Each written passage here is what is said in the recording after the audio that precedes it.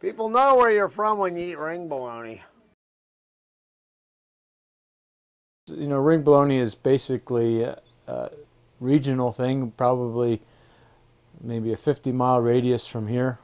Once you get out of that radius, they don't know what Ring Bologna is. Yeah, it's something unique for this area. The people in Florida, when they call me up and they say that they don't even make it down here, they ask for Ring Bologna, they look at me like, what are you talking about? Ring bologna once, ring bologna twice. The high school cheese and rice. That's good stuff. What makes Ring Bologna special in Bangor, Pennsylvania? Well, I don't know. It just is. It's sort of a tradition. It's one of those things that people grow up with. They eat it, and the funny thing is, many people. I know people who come back to Bangor on vacation, and when they return, they'll always go home with 5 or 6 rings of bologna. We get a lot of people that used to live local that have moved away, and anytime they come back into town, they usually stop in and get some bologna, yes. A lot of them travel here, taste it, and want they take some back with them, and then they also, you know, they call up and just say, can you send me some? I said, sure, no problem.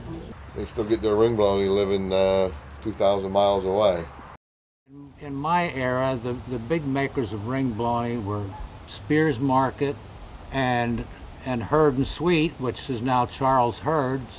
Us and Spears, I think, started about the same time back in, my grandfather started this back in 1909, and Spears started about the same time. 1926, my father bought the butcher business. My family owned the business, so that's what I'm doing here, you know. I've been doing this since I'm 12 years old, so we're talking 34 years. We've been messing around with ring bologna and meats and things like that.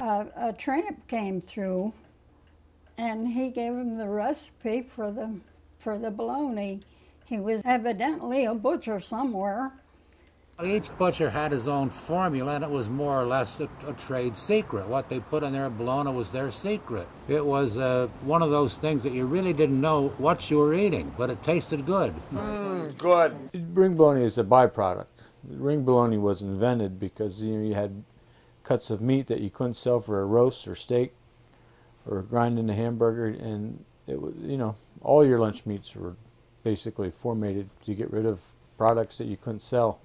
All right, first thing that happens is the farmer brings the beef into us.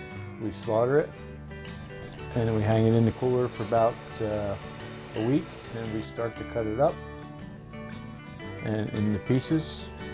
We grind it 3 times to make sure all the meat, different kinds of meat, are mixed together. And then we're ready to go into the stuffer. We'll turn it on and we'll get it going down that we start filling it up.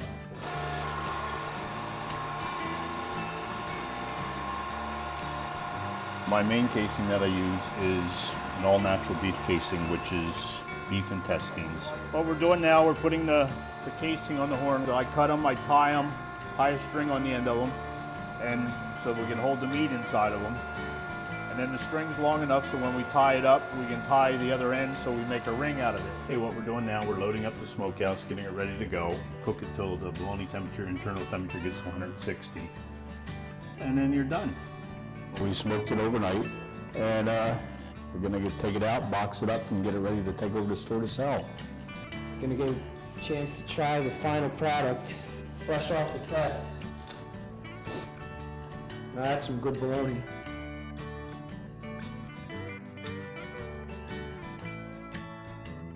Well, years ago, you know, we didn't have refrigeration. And of course, in the summertime, the butcher had to come around pretty often because meat would spoil. I can remember as a little kid, the butcher truck would always come around our neighborhood. Our meats were always delivered by the butcher truck.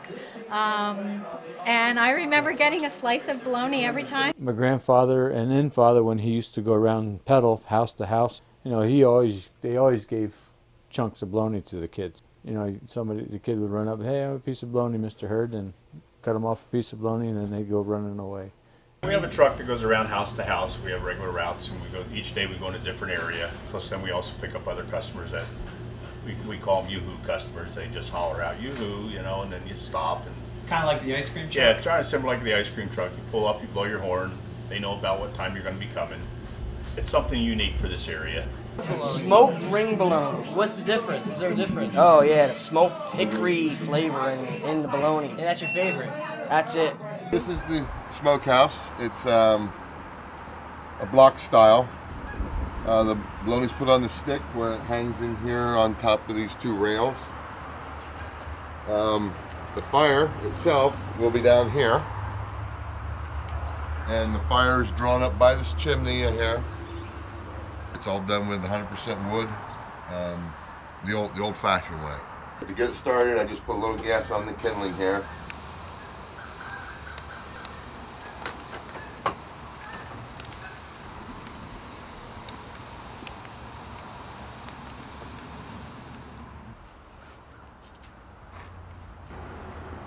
And that's it. They're done. Now we're going to go try to sell them. And there's the finished product.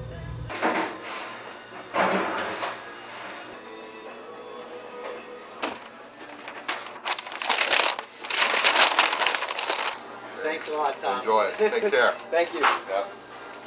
I like the yellow one the best. I seem to like the red one the best though because I like the smoky taste to it. Alright, I'll taste this one. Okay, so today we come downtown to Bangor, Pennsylvania to do the taste test. We've got 3 different kinds of ring bologna here from Spears, Peischer's, and Herd's Meat Market. So we're going to walk around and see what people think. I would say that tastes like deer bologna. That's good. This one isn't as bad as I thought.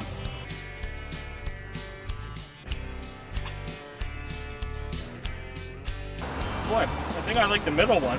You like the middle one? Has a more of a smokier taste. That was good. Like the Spears better. That one's good too.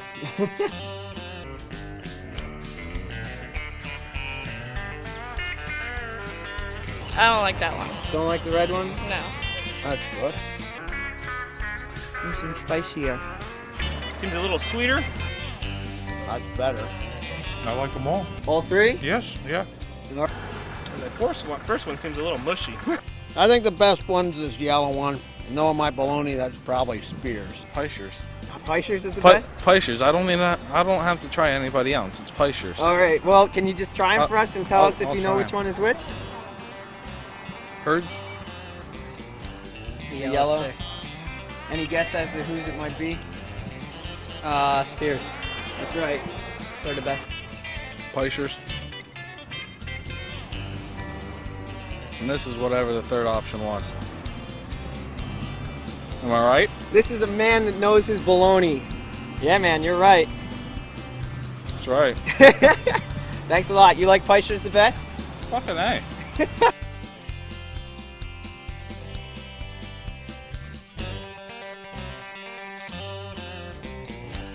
When I was a little girl and we would go to the grocery store, we would get pieces of cookies. But when we went to the butcher shop, the butcher would give you a piece of ring bologna. Excited about the game? I am so pumped. All right. Yeah. You excited about bologna? You know what? That's the best part of Super Bowl. Is that what? Look at this big slab of meat. Could you not deny that this big, huge chunk of round, delicious meat is the best thing ever invented? The special seasonings of this ring bologna make it very delicious, as opposed to store-bought ring bologna. Good. Ring bologna! It's delicious! I can probably drive across country with a ring bologna and a beer.